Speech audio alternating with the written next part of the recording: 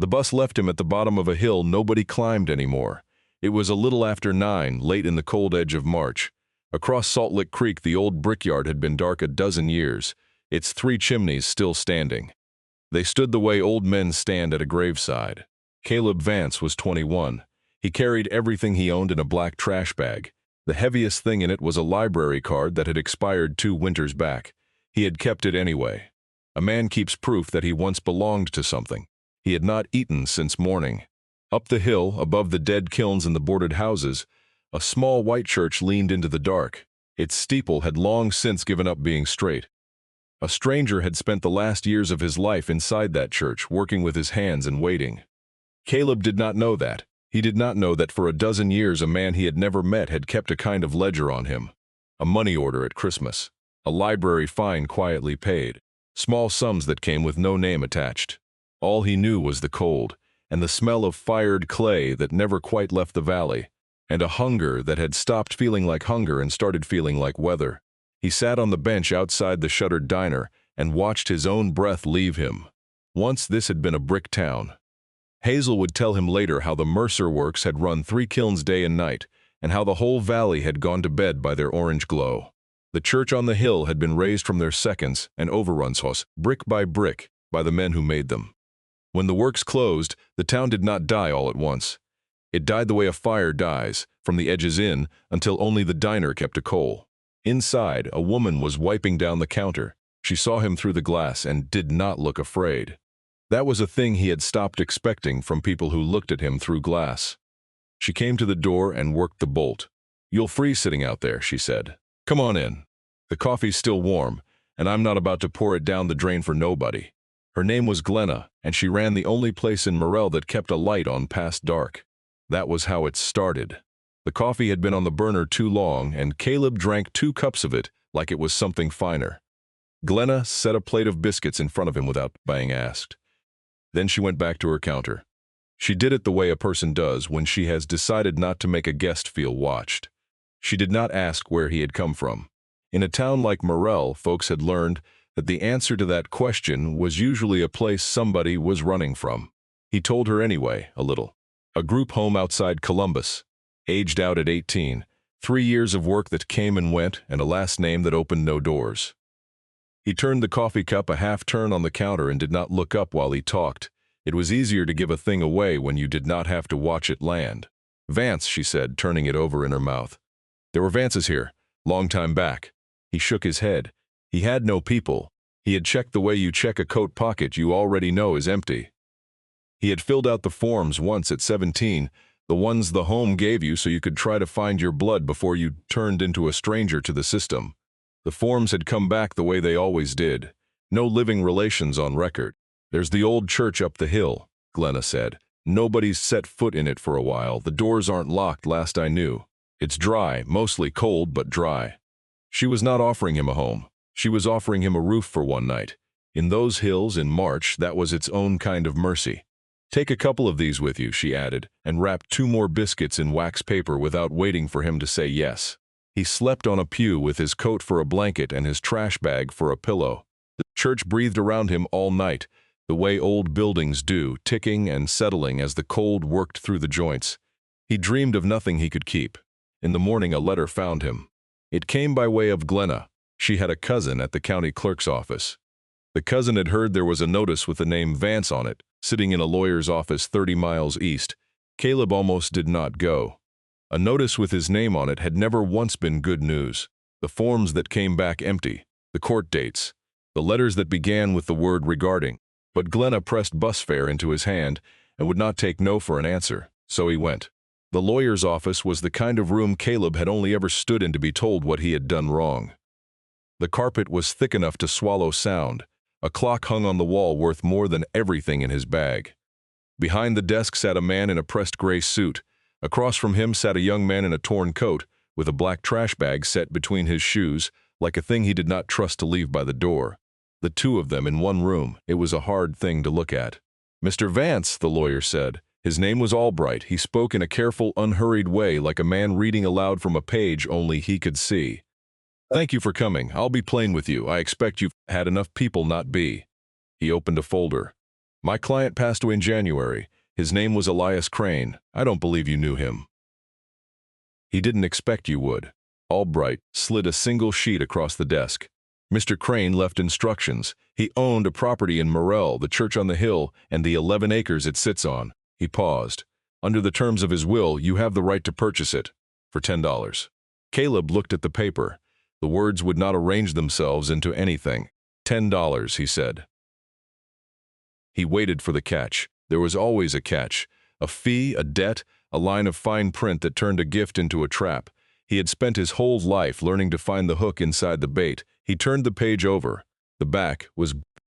He read the front again, slower. The way you read a thing in a language you are only half sure of. Why, he said. It did not come out as a question. It came out as the only word he had left. Albright took off his glasses and folded them. I asked him that once, the lawyer said. He told me it wasn't mine to know yet. He set a pen on the desk. He was very particular about the $10. He said a thing given away free gets thrown away free. He wanted you to pay for it. He wanted it to cost you something, even if it was only $10. Caleb reached into his coat. He had $11 to his name, folded soft from handling. He counted out 10 of them onto the thick desk, one bill at a time. The lawyer watched him do it and did not say a word. When it was done, Caleb sat with the $1 still in his hand, and for a moment neither of them seemed to know what came after. Albright drove him back himself, all 30 miles, and led him out at the bottom of the hill. Caleb climbed it on foot in the failing light. The church grew larger as he came. The white paint had gone gray and was peeling like birch bark. The steeple tilted south, the way the wind had been pushing it for 60 years. The front doors were oak, swollen in their frame. An iron lock hung from the latch, rusted near solid and open. He put his hand flat against the wood. It was cold and older than him, and it was his. On the sill of the window beside the door, half buried under a drift of dead leaves, something small and carved was waiting. He did not see it yet. Caleb did not sleep much that first week. A man who owns a thing for the first time does not trust the dark not to take it back, so he cleaned instead. There was nothing else to do with the fear, so he put it into his hands. He started where the worst of it was. 60 years of dust lay over everything like gray felt, and he swept it out the front doors in long clouds that hung in the cold air and would not settle. Mice had been at the hymnals. He carried out 3 boxes of them, the pages glued into solid bricks by damp and time. Behind the wood stove he found a bird's nest, abandoned, and the small bones of whatever had not made it through some winter long past. The bell rope had rotted through halfway up. He spliced it back together because a church without a working bell felt to him like a man without a voice, though there was no one left in Morel to ring it for. He pried the plywood off 3 of the windows and let the light come in slantwise. It came full of floating motes the way light comes into a barn. The glass behind the plywood was old and ran thick at the bottom of each pane, the way very old glass does, slow as anything. The pews were oak and solid, joined without a single nail that he could find. That was the first thing that made him slow down. He ran his thumb along a seam where 2 boards met and could not feel where one ended and the other began. Somebody had built this place to outlast everyone who would ever pray in it. He worked until his hands cracked at the knuckles and bled a little, and he was glad of it. Pain you chose was a different animal from pain that chose you. In the bottom of the wood stove, under a season of coal ash, he found a hymnal the mice had somehow missed. The cover was gone and the first pages were foxed brown, but the flyleaf had held. There was a name on it in faded ink in a slanting hand that had pressed hard on the downstrokes. Ruth Vance. Her book at Caleb looked at his own last name on the inside of a stray stranger's hymnal and told himself it meant nothing. Vance was a common enough name in those hills. He had learned a long time ago not to let himself want a thing just because it had his name on it. So he set the hymnal on the windowsill and did not think about it, which is a different thing from not thinking about it. The nights were the hard part. The wind came down off the ridge and found every gap the church had opened over 60 years, and it moved through the building like something looking for a way out. He lay on his pew and listened to it. A man who has slept in a lot of places learns a certain difference. There is a building that is empty, and there is a building that is only quiet. This one, he was coming to feel, was only quiet, like a room you walk into right after someone has stopped talking. On the 3rd day, clearing leaves from the windowsill by the door, his thumb found a shape under the rot. He brushed it clean. It was a bird carved from 1 block of wood no bigger than a hen's egg.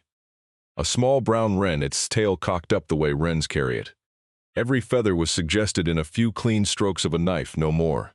The wood was worn smooth on the breast. It was the kind of smooth a thing gets when a thumb has rubbed it 10,000 times. Caleb turned it over. On the flat of the base, cut small, was a single letter, a C. He held it a long while. He had grown up in a place where nothing was yours, where every object passed through 40 hands and belonged to none of them. He had never owned a thing made by a person who meant it for keeping. He set the wren on the altar rail where he could see it. He did not know why he did that. Only that the bird seemed to want a place to perch. That night he found the second one. He had been tapping along the wainscot in the back corner, listening for rot. You knock on a wall to hear where it goes hollow and where it stays solid. It is the first thing anybody learns who works on old houses. Most of the wall answered solid. One panel answered wrong, a higher note, a lie in the wood. He worked his knife into the seam, slow and careful, and the panel came away in his hand.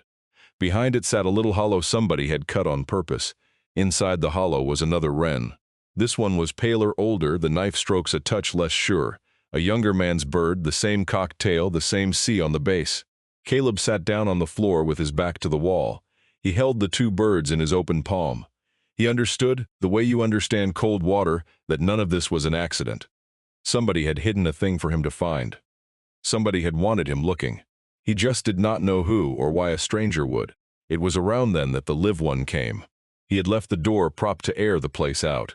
A small brown bird flew in over his shoulder and lit on the back of a pew. It looked at him sideways, the way they do.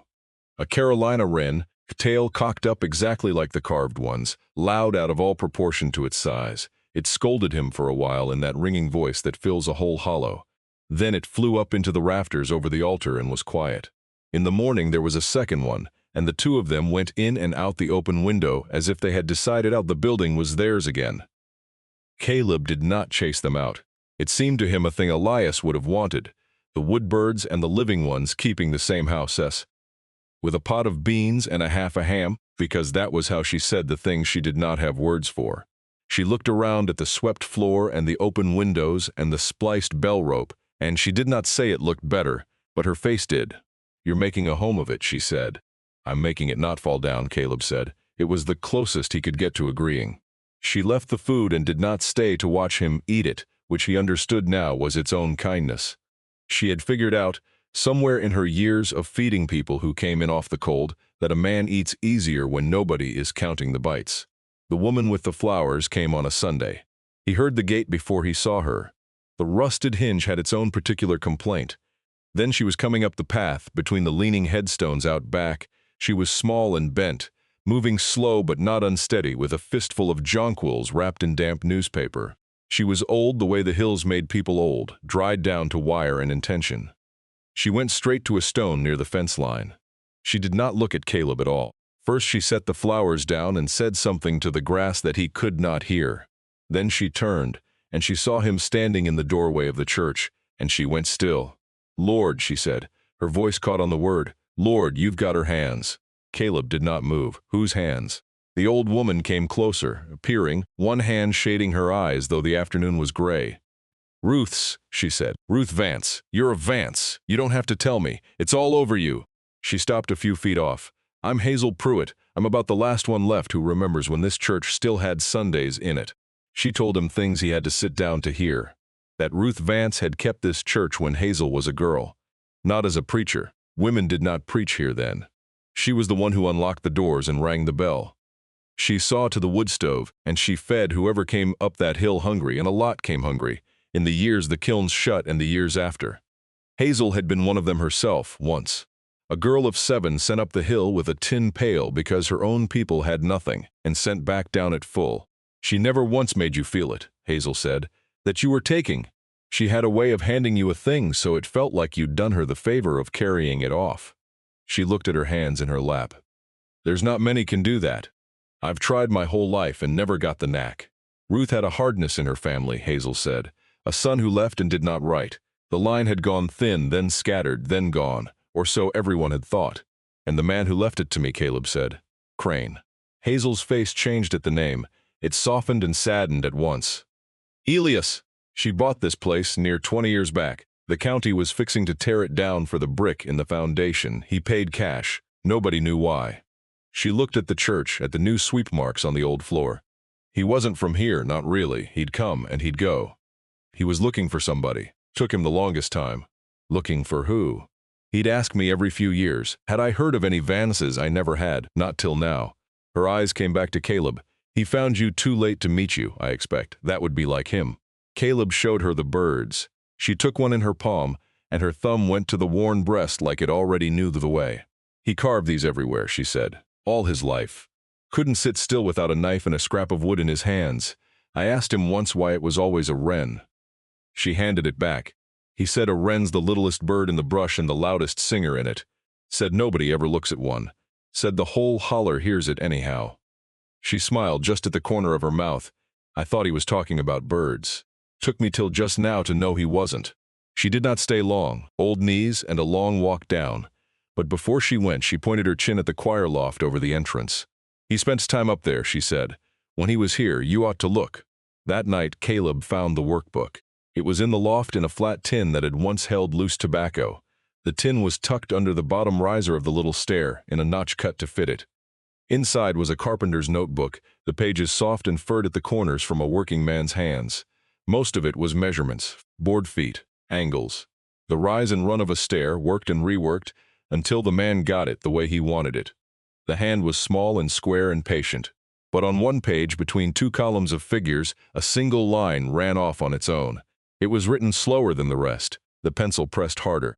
The Vance girl saved my life the winter of '61 and never knew she did it. A man pays his debts, even the ones nobody sends a bill for. I had $2 and she gave me 10 in a bowl of beans and never asked my name, so I will give it back to her blood. However long it takes me to find them, Caleb read it 4 times. Then he closed the tin and held it against his chest in the dark. The 2 wrens sat in his pocket. Somewhere down in the black hollow, a real wren that should have been asleep sang 3 falling notes and stopped. He had nowhere to be, and now he had a reason to be here. The church gave him work the way some houses give you work. One repair opened into the next, until you understand the whole place is a single thing pretending to be many. He fixed the front steps. He patched the roof where the rain came through over the altar. He reset the stones of the front walk where frost had heaved them crooked. And everywhere he worked, he found that Elias had been there first. That was the part that began to undo him. A new sill here, the wood not yet gone gray. A rafter sistered to an old one with a joint so clean you had to look twice to find it. The man had been mending this church the same dozen years he had been mending Caleb from a distance, and Caleb had not known about either one. Under the choir loft floor, a board sat a hare proud of its neighbors. Caleb pried it up. Beneath it was a tin lunch pail.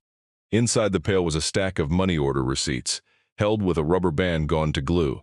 He sat down under the loft and went through them by flashlight. They went back as far as the year he had turned 9. Every December and a few odd months between, there was a money order. It was made out to the Maple Run Boys' home outside Columbus. The amounts were small, $40, $60, once $100. On every single one of them, the line for the sender's name was blank.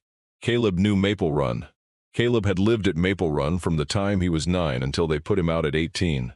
He remembered the Christmas there was suddenly money for a coat that fit, the year he was 11 and had outgrown everything. He remembered a counselor's saying the home had a quiet donor. He had never known what that meant and had not cared, because a coat that fit was a coat that fit when the wind came down off the ridge. He had been the donor's reason all that time. He had never once known the donor's name. He sat there and let the years rearrange themselves. The new boots, the winter he was 13, that the home said came from a charity. The bus ticket, the day he aged out, that the office said was covered by a fund nobody could name. The library fine forgiven twice with no explanation. He had spent his life believing himself a thing the world handed off and forgot. And the whole time, in a valley he had never heard of, a man had been keeping the count. Not a father, not kin. A stranger settling a bill that a dead woman had never thought to send. He understood it in his body before he understood it in his head. The flashlight shook a little in his hand. There was more in the pail than receipts. Near the bottom, folded into a square and gone soft as cloth, was a clipping from a newspaper. It was from the county weekly out near Columbus, the kind that runs the 4-H winners and the church suppers. The date put Caleb at 14. Maple Run boy takes blue ribbon, County Fair Woodcraft Division, it said. There was his name, misspelled the way it always got misspelled. There was a line about a carved box he did not even remember making. His hands remembered it, though, now that he read of it. Illis had clipped it. Fliss had carried it, folded soft in a tin under a church floor for 7 years. Caleb sat with that a long time. The man had been watching for him in the small print of a county paper. Looking the way you look for a face in a crowd, except the crowd was years long, and what had caught his eye in the end was not the name. It was the woodcraft. It was the hands. The next morning Hazel came up again, slower than before. Caleb asked her the thing he had been afraid to ask. Did Elias have family of his own kids? None, Hazel said. Never married. Folks talked the way folks will. But it wasn't that he didn't love anybody. She lowered herself onto a pew, both hands on the back of the one in front. It was that he was busy. He'd taken on a debt when he was young, and he meant to pay the whole of it before he died. He didn't have time left over for the ordinary business of living. She looked at Caleb a long moment. You're the debt, son. Or near enough to it. I can't tell you the rest.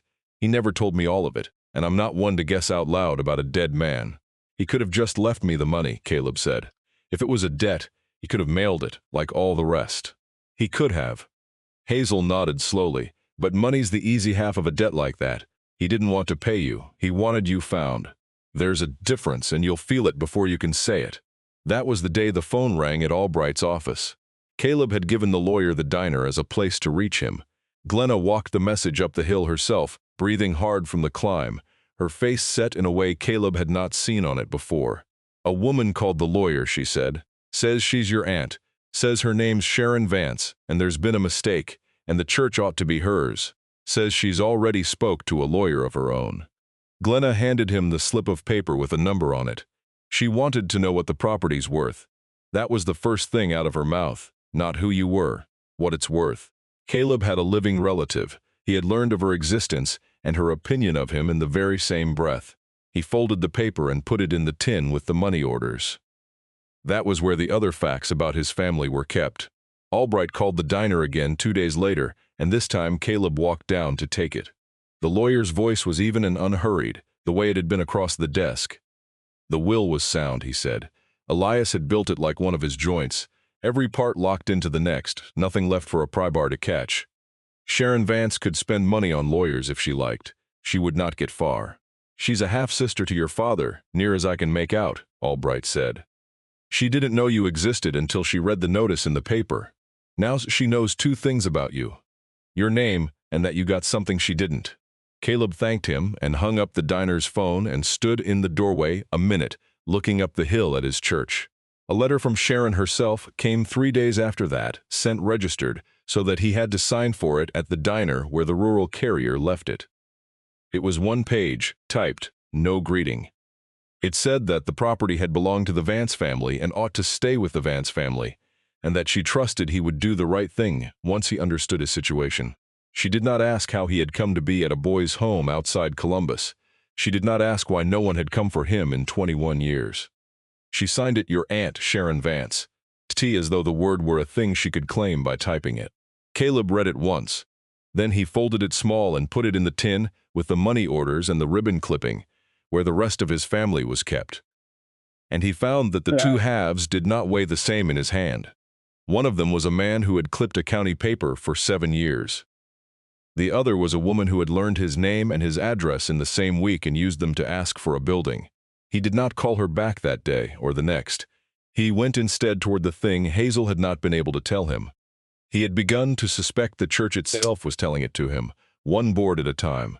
Elias had hidden the wrens for him to find. Elias had hidden the receipts for him to find. A man that careful did not stop at the easy things. So Caleb learned the work. He found Elias's tools in a chest behind the pulpit, oiled and wrapped in cloth. The chisels were honed to an edge that still bit the thumb after a year of sitting. There was a spokeshave with a maple body, gone amber from handling, and there was a knife with a handle worn to the shape of a particular hand that was not Caleb's hand. He held it the way it wanted to be held, which is to say he let it teach him, and he taught his hand the shape over a winter's worth of evenings. He took a scrap of basswood and sat where Elias had sat in the loft. He went at it the way you do at the start, too eager, fighting the wood, and the wood won. Carve against the grain and it tears out in long ugly splinters no matter how sharp your edge. He learned that the first night 4 times over, you read the grain first, you go the way it lies. You take off less than you think you need to, and then less again because wood you cut away does not come back. He ruined 4 blocks before the 5th began to look like a bird. He was not doing it to make a wren. He was doing it to put his hands where the dead man's hands had been. It was the only conversation left to have with him. And slowly, across those evenings, the wood started to give. His thumb found the breast the way Hazel's thumb had found it. His knife found the tail. The thing in his palm stopped being a block of wood and started being something with a direction it wanted to look. He learned the spokeshave on the curve of the back, two-handed, pulling toward himself in long, thin ribbons that fell and curled on the loft floor. He learned that the knife wanted to be sharp every 20 minutes, not every hour, and that a dull blade was how a man cut himself, not a sharp one. He learned to leave the eye for last, because the eye was the thing that made the bird look back at you, and you only got 1 chance at it. He cut a dozen birds that winter. He buried the bad ones in the wood stove and kept the 2 that were almost right, and he understood somewhere in there that Elias must have done the same, that for every wren hidden in those walls there were 10 gone to ash. A man does not get good at a thing without leaving most of his trying behind him in the fire. And in the making of it, he started to see the church the way Elias must have seen it. Not as a ruin, as a set of hiding places. Every joint in the building was cut by hand. Mortise dropped into tenon, dovetail locked into socket, the pins fanned out like a hand of cards, and some of those joints did not do one thing a nail could not have done cheaper, which meant they had not been cut for strength. They had been cut to hold something, or to hide that they held it. There was a kind of joint he kept finding that troubled him because it was the hardest a man could cut and the easiest to miss. The 2 faces met at a clean miter, a simple folded corner the way a picture frame meets, but it would not come apart. Behind that innocent seam the dovetails were hidden, locked inside where no eye would ever find them. A man cut a joint like that for one reason only. He wanted the thing to look like it had nothing to hide. I have told a good many stories from this hill. I have learned to know the moment when a house stops keeping its secrets and starts handing them over. This was that moment for Caleb Vance. If you have come this far with him, stay close now. Because the next thing he found was the thing that man had 20 years building the whole church around. And it is the part I have been waiting the entire story to tell you. It was the wrens that showed him. He had 4 of them now. He had found them one at a time, in the walls and the sills and under the loose riser. One evening he set all 4 in a row on the altar rail to look at them together. And he noticed a thing he had not noticed when they came to him one by one. They were not facing different ways. Every one of them, no matter where it had been carved to look in the same direction. They were all looking at the altar. The altar was the one thing in the church Caleb had not touched. It was a heavy table of dark oak at the front, plain and scarred.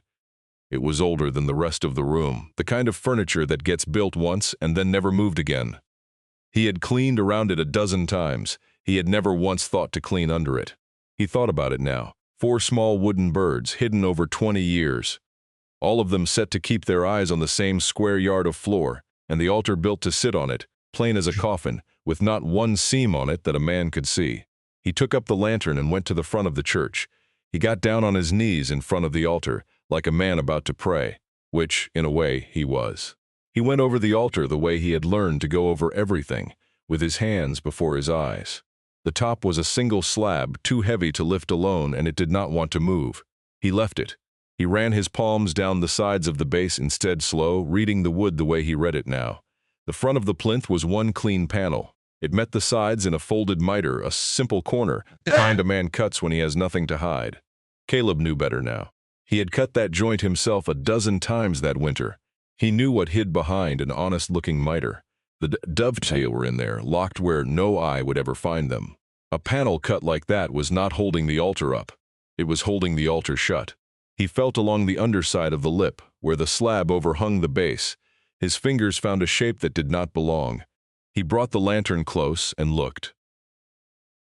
Small, worn smooth on the breast, fixed to the wood and turned a little to the side, so that a man could get a thumb behind it. The 5th bird, not hidden this time, set there to be found by a hand that had finally learned what it was looking at. Caleb put his thumb to the worn breast, the way Hazel had, the way Elias must have 10,000 times. For a moment he did not turn it.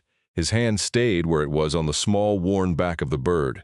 He knew the feeling a man gets at the top of a high place, that the next move cannot be taken back. Whatever was behind the panel had been set there for him. Once he saw it, he could not unsee it. He would be a different man on the far side of looking. He had been a different man on the far side of looking before, and it had not always gone well for him. But he had climbed the hill. He had paid his $10. He had learned the joints by his own hand over a long winter. There was no version of him left that walked away now. Something gave inside the altar with a sound like a held breath let go. The front panel dropped a half-inch on a hidden pivot and stopped, waiting. Caleb set the lantern on the floor. He worked his fingers into the gap and drew the panel out. It came free, heavier than it looked, the secret joints receding one after another down its length. He laid it aside. Then he held the lantern to the dark mouth of the altar. He looked into the thing Elias Crane had spent 20 years building the church around. There was a nest of them. Wrens, dozens of them, carved over a lifetime and laid in close together, breast to tail, the way the live ones crowd a roost on a cold night.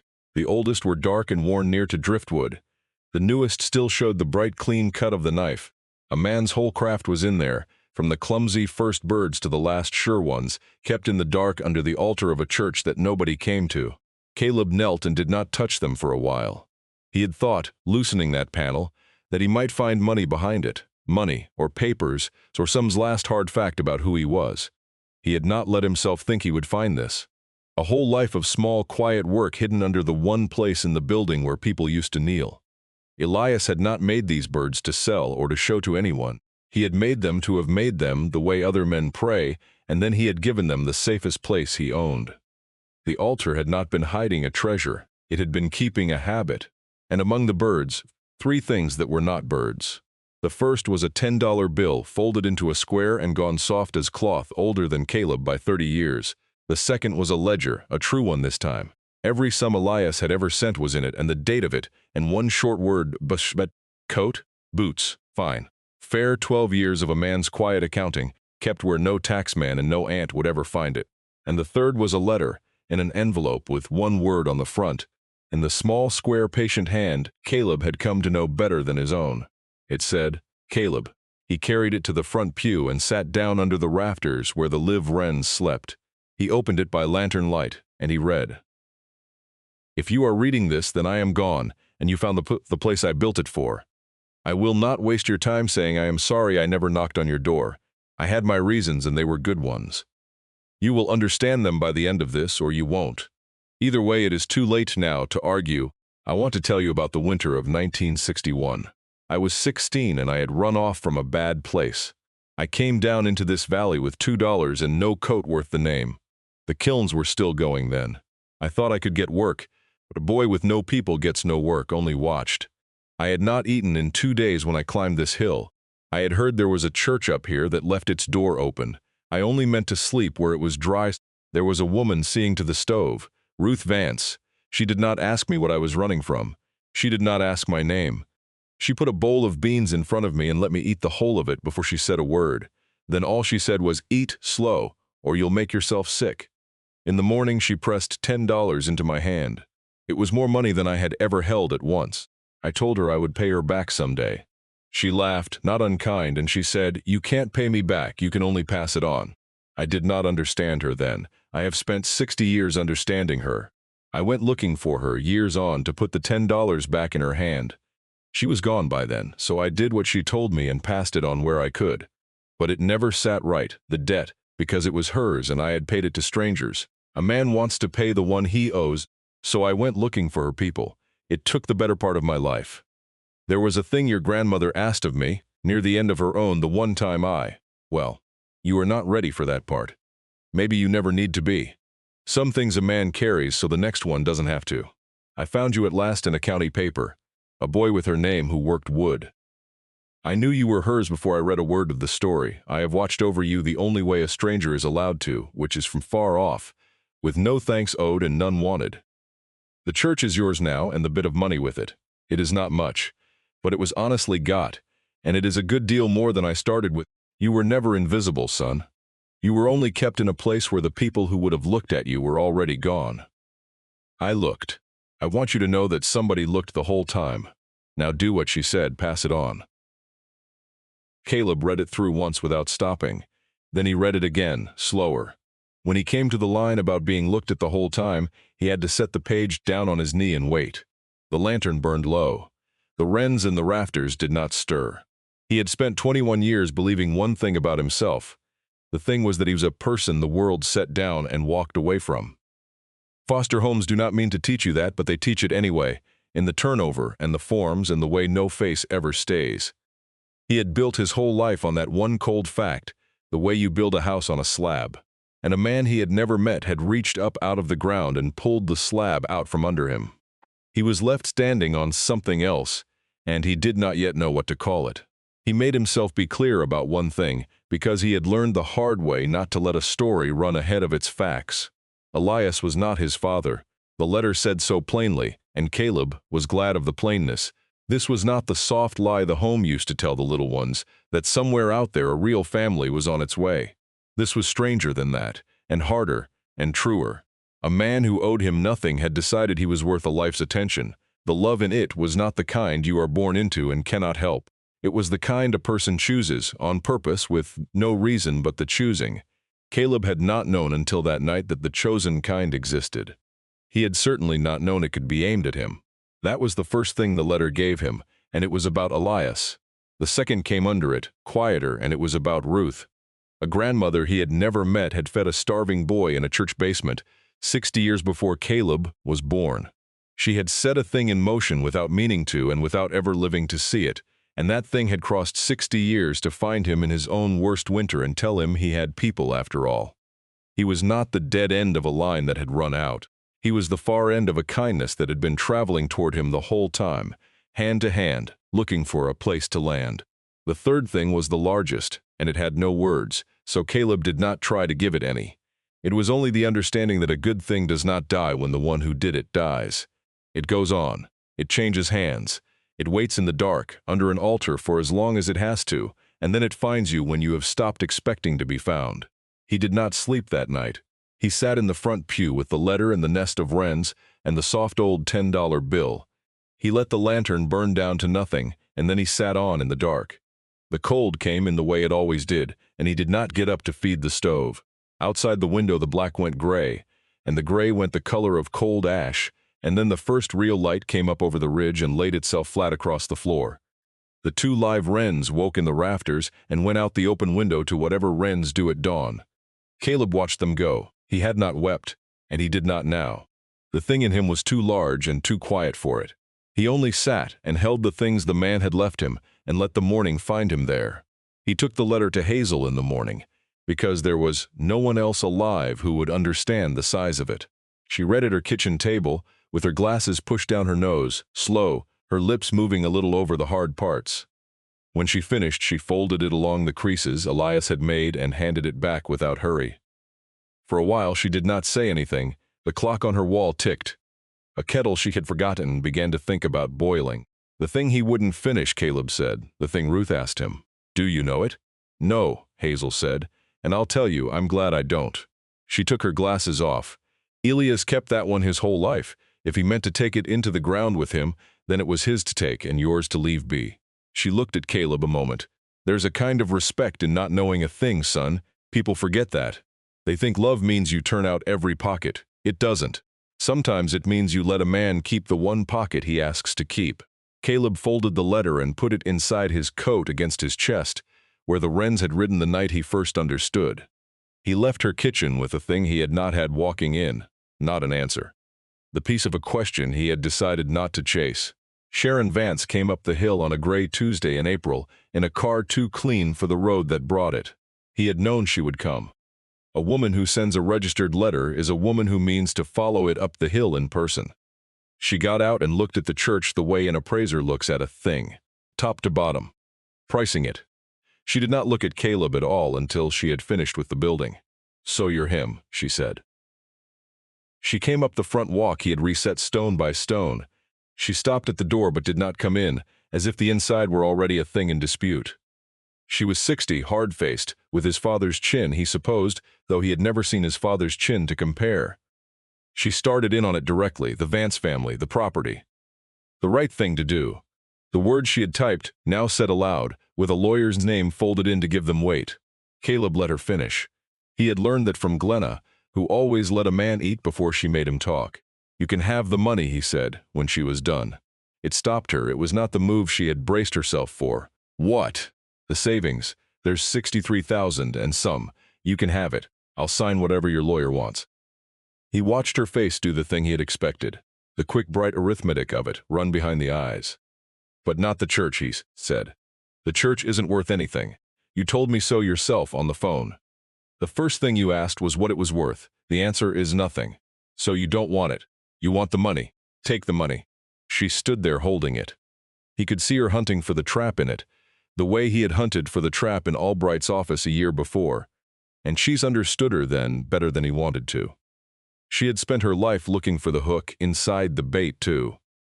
Nobody had ever handed her a thing without wanting something back, and so she had stopped believing such a thing could happen. It made him pity her, which surprised him, and which he decided not to fight. "Why would you do that?" she said. It was the same question he had asked Albright in the same flat shape. He almost smiled at the sound of it in another mouth. "Because he didn't leave me the money," Caleb said. "He left me being found. You can't sign that over to anybody. So you might as well have the part that comes loose." Sharon Vance did not cry, and she did not say that she was sorry, and Caleb was glad of both. A tear and an apology would have been things she could spend to feel better about herself. He did not think she had done anything yet to earn the feeling better. She looked at him a moment longer, and something moved behind her face that she did not let reach it. Then she looked at the church once more. This time she did not price it. She only looked the way you look at a thing you have decided you do not understand and will not try to. She got back in her clean car. Her lawyer drew up the papers in due course. She took the $63,412 and the 47 cents besides, and she drove out of the valley. She never said again that the church should have been hers. That was the whole of what she gave him, in the end, and Caleb took it for what it was and did not ask for more. He sat alone in the church a long while after her car was gone. The afternoon light went long and gold across the floor he had swept 100 times. Up in the rafters a wren shifted and settled. He had signed away a small fortune and kept a building that still leaked at the northeast corner when the rain came hard. He sat with that, and he found that he had never in his life felt less like a man who had lost something. The valley did not change much in the year that followed, the way valleys never do, but the church did. Word gets around a small place faster than any road can carry it. By that summer, they knew there was a young man up on the hill who could mend things. A chair with a loose rung, a window sash that would not run, a porch step gone soft underfoot, and they knew he would teach you to do it yourself if you stayed and watched, instead of doing it for you and sending you off still helpless. Royce Tagg came up first, with a kitchen chair his wife had sat in for 40 years and could not bear to throw out, the back of it split clean through. Caleb did not glue it and hand it back. He sat Royce down on an upturned crate and showed him how to cut spline, how to draw the joint up tight, how to make the men stronger than the wood around it. It took them the better part of an afternoon. Royce went home with a chair that would outlast him and a thing in his chest he had not had at breakfast. He came back the next week with the table. The week after that he came back with nothing broken at all. Only a thermos of coffee and the wish to sit a while and watch the shavings fall. That was how it went with most of them, in the end. They came up the first time for the broken thing. After that they came up for the room. There was a boy named Dell, 14. The age Caleb had been when his name went in the county paper. Dell had the kind of hands that needed work to keep them out of trouble, and not enough of it at home. Caleb taught him to read the grain before he ever let him cut it. "Go the way it lies," he told the boy, the way Elias had never gotten to tell him. "Take off less than you think. The wood you cut away does not come back." Dell ruined his blocks the way every beginner does, the way Caleb had. Caleb did not laugh at the ruined ones. He buried them in the stove and handed the boy another. A widow named Cleo Marsh came up in the fall with her late husband's tools, a whole chest of them, gone rusty and unloved since the funeral. She did not want them mended, and she did not want them sold. She wanted somebody to use them who would not let them go to ruin. Carl had loved them, she said. A thing a person loved ought to go on being touched by living hands. Caleb cleaned everyone and hung them on the shop wall where the boy and the others could reach them. He told Cleo they were on loan and not given, so that they stayed Carl's, and she could come and see them whenever she liked. She came most weeks after that. She would sit by the stove and watch the work and say almost nothing, and it seemed to do her good. There was a man who came in off the cold one night in December and stayed 3.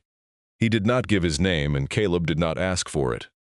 On the 4th morning he was gone, and so was nothing, and Caleb counted that a fair trade. He hoped the man had somewhere to be going. He left the door unlocked in case he did not. He made the back room into a shop. Elias's chest of tools came out of its hiding for good. The chisels stayed honed. The spokeshave ran its long amber ribbons onto a floor that finally saw daylight all year round. People came up with broken things, and they left with the things mended, and more often than not with something else they could not have put a name to. The door stayed open. Glenna sent meals up out of long habit, and after a while she stopped pretending they were for Caleb alone. By then there was usually somebody up there to share them with. He did not preach at any of them. Hazel had told him about his grandmother's gift.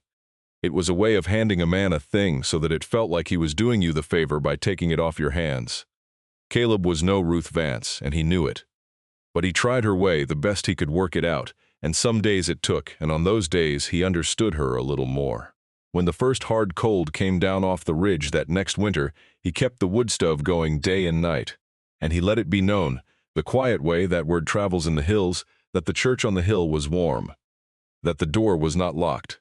People came who had nowhere warmer to be. They sat in the pews he had cleaned of 60 years of dust, and they did not have to bow their heads for the right to the heat. Some of them slept there, the way Caleb once had, with a coat for a blanket. They woke to find nobody counting the hours they had stayed. On a night in January, the church filled all the way up. It was not for a service. Morel had no preacher, and had wanted none for years. It was only that the cold was bad that night, the worst of the winter, and the word had gone round. That was the night Caleb rang the bell. He had spliced the rotted rope his first week in the church, more from stubbornness than from any use he could see.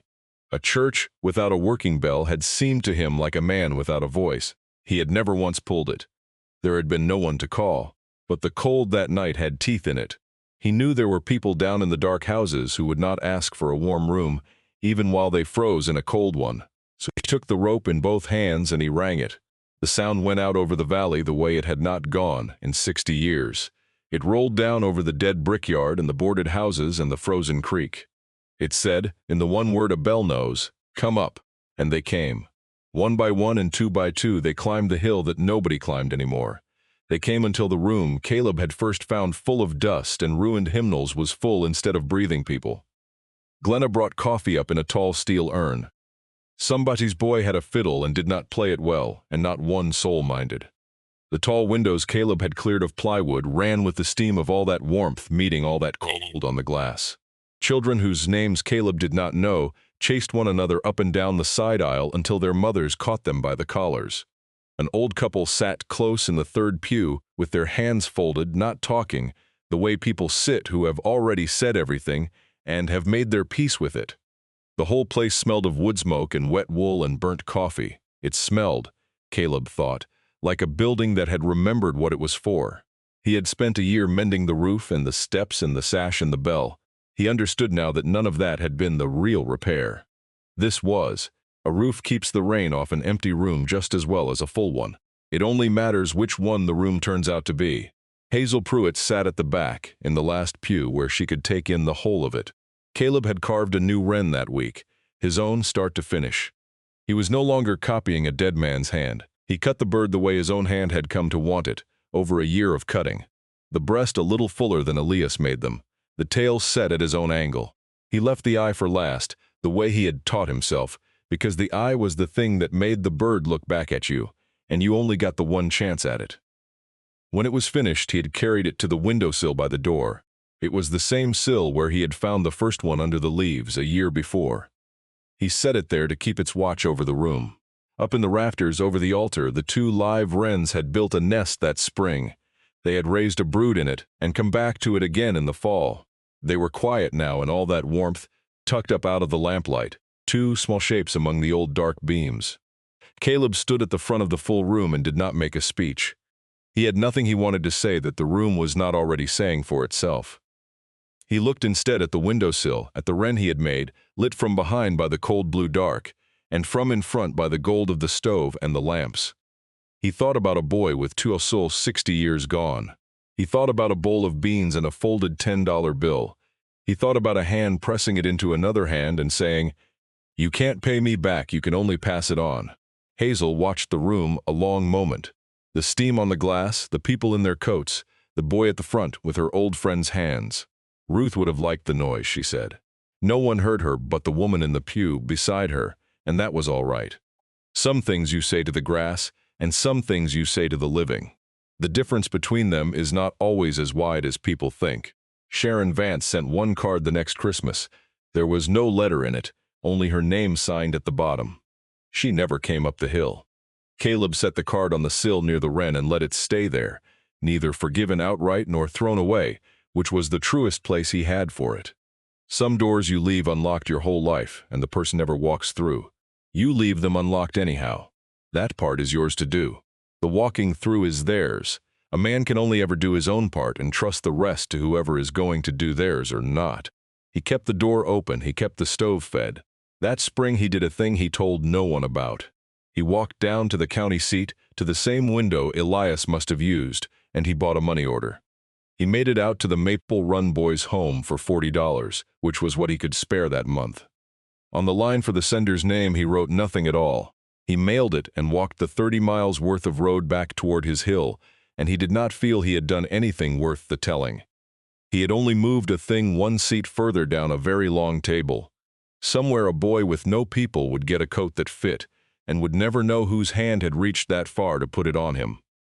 That was exactly as it should be. A debt like that one is not meant to be paid back, it is meant to keep moving. He kept cutting wrens and giving them away, one to every person who learned a thing in that shop, so that by the time he was an old man there would be wrens all over that valley, on windowsills, on mantels, on kitchen shelves in houses Caleb would never see the inside of. A wren takes up no room at all, and still the whole valley hears it. Morrell is not a real town, and Caleb Vance is not a real man. The church on the hill, the brickyard, the names cut into the stones out back, all of it was made for this story. But the thing underneath it is not made up. Every year, thousands of young people leave foster care on their birthday with no family waiting and nowhere to go. And every year, quiet people none of us will ever hear about pay debts that were never billed to them. For strangers, for no thanks, asking only that it gets passed on. The detail that stuck with me wasn't the church or the money. It was the part where Elias mails money to that boy's home for years and leaves the sender line blank every single time. He didn't want to be thanked. He didn't even want to be known. I keep coming back to that because most of us, when we do a kind thing, we want at least to be seen doing it. There's something in deciding to help a person who will never get to say your name back to you. I don't know if I could do it for 12 years. I'd like to think I could. Writing this one made me want to be the kind of person who could